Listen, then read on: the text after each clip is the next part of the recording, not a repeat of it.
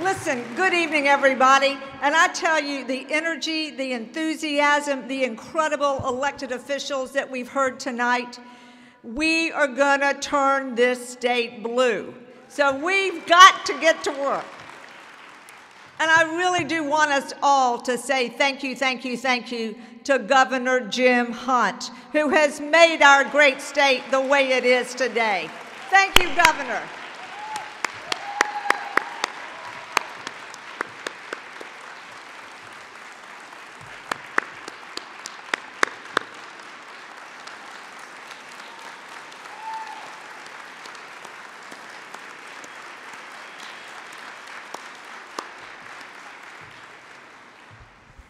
Governor Hunt's my mentor, and he recruited me twice to run for office, a state senate and a U.S. Senate. Thank you. But before I begin, I want to echo the sentiments that have been shared tonight on the tragic loss of our dear friend, Jamie Hahn. She touched countless lives that you've heard, including just about everyone here tonight. She brought so much energy, so much work and dedication to her life. She'll be missed by many, and I know we've all been praying this week for her family and her wonderful, wonderful husband, Nation.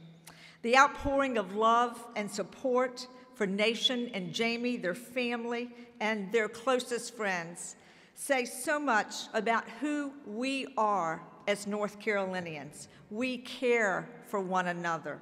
We look out for one another, and we are there for one another in times of great need. Jamie was one of the very first employees I ever hired to help me on this quest to become a U.S. Senator. And anyone who knows Jamie knows that she would have been the first one to reach out in an instance like this. She would have been on the front lines of these healing efforts. But in her absence, we are all going to pull together as a family. And in her memory, we will continue our efforts and her efforts to make our state an even better place. God bless you, Nation, and your whole entire family.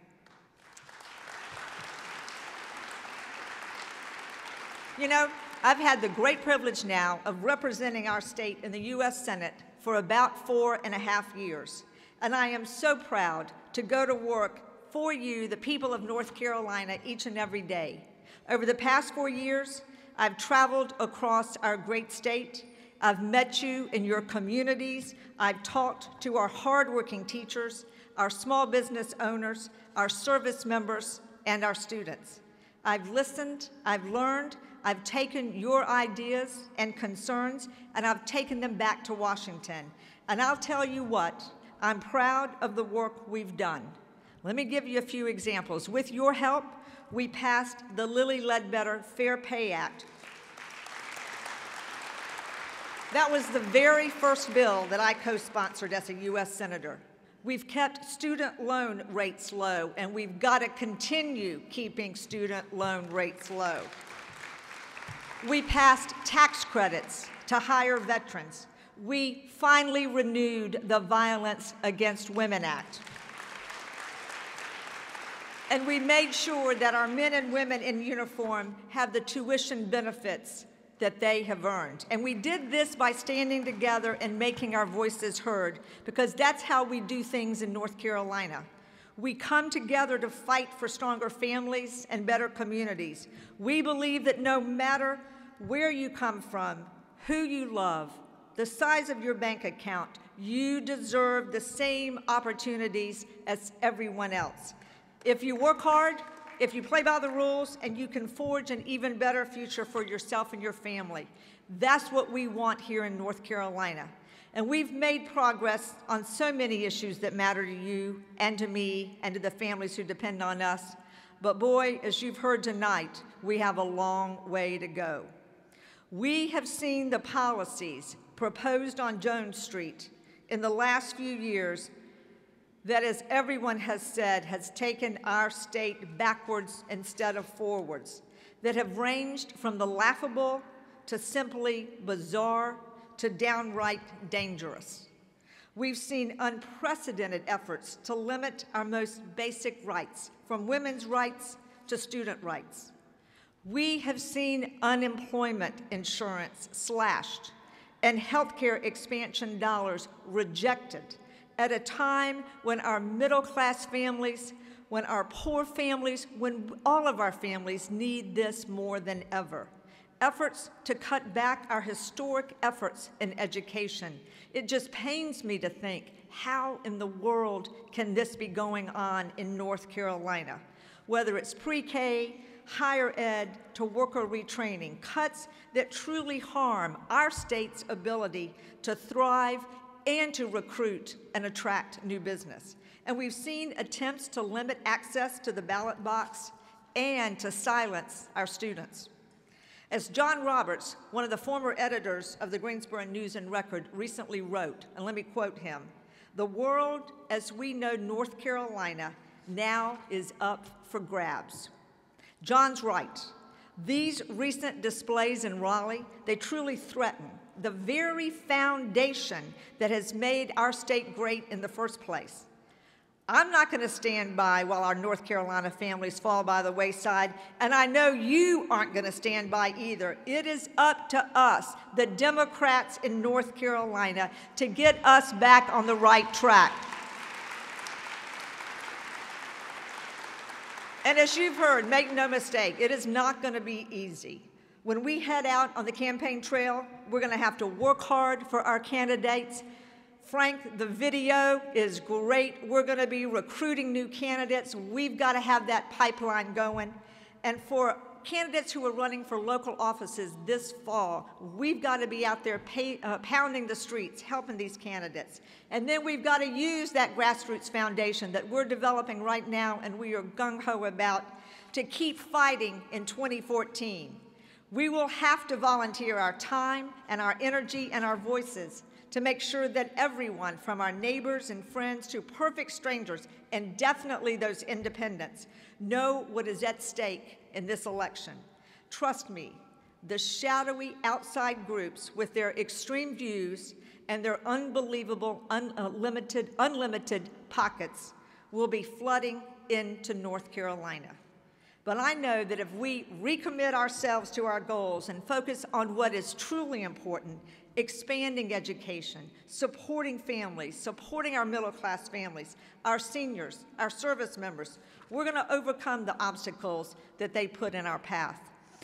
And you do know, too, that I've got a race coming up in 2014, and I can tell you, I have never been more ready than I am right now to take this on. And I'm going to take it on with my husband, Chip Hagan, right by my side, day in and day out, and we make a great team. I also want to tell you about my campaign team. I've already got the best campaign manager, Preston Elliott. Preston is battle-tested. He knows what it takes to win tough races in even tougher states. And with your help, we're going to prove that hard work can still triumph over those extremist outside interests and those unlimited dollars.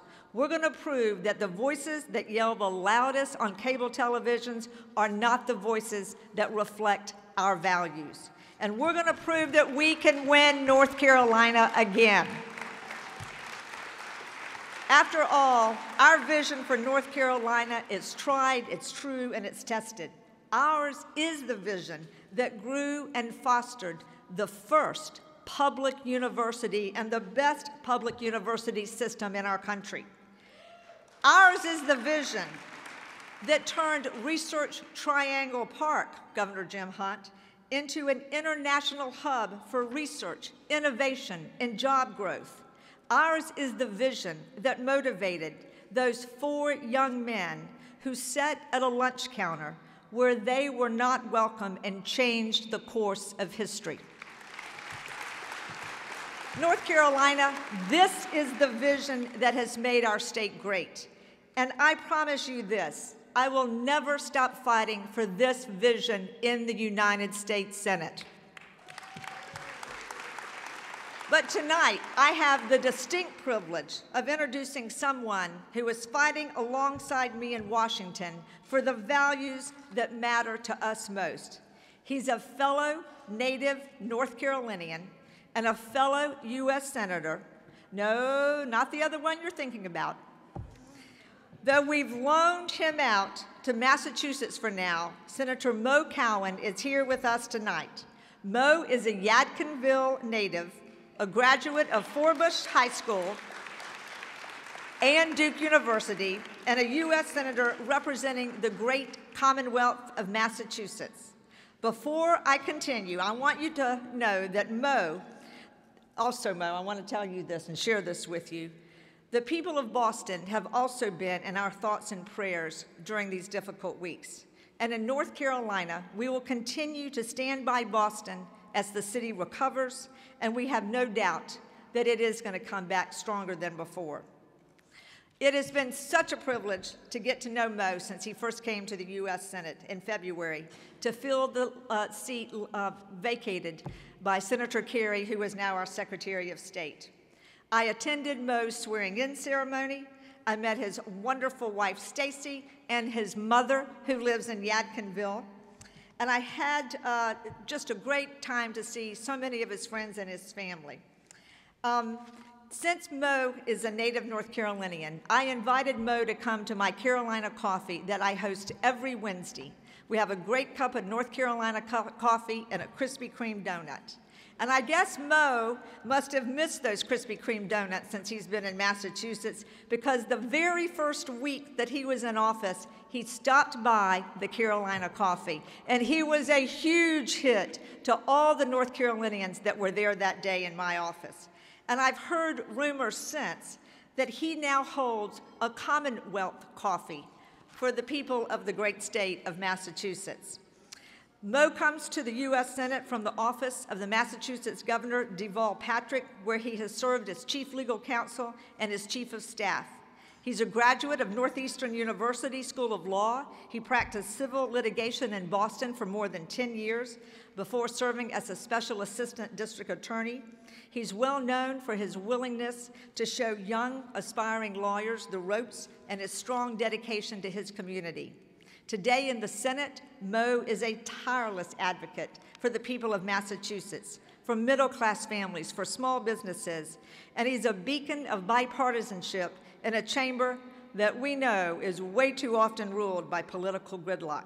I am very proud to work alongside him on the behalf of the people of North Carolina and Massachusetts. So my fellow Democrats and North Carolinians, please welcome home U.S. Senator Mo Cowan.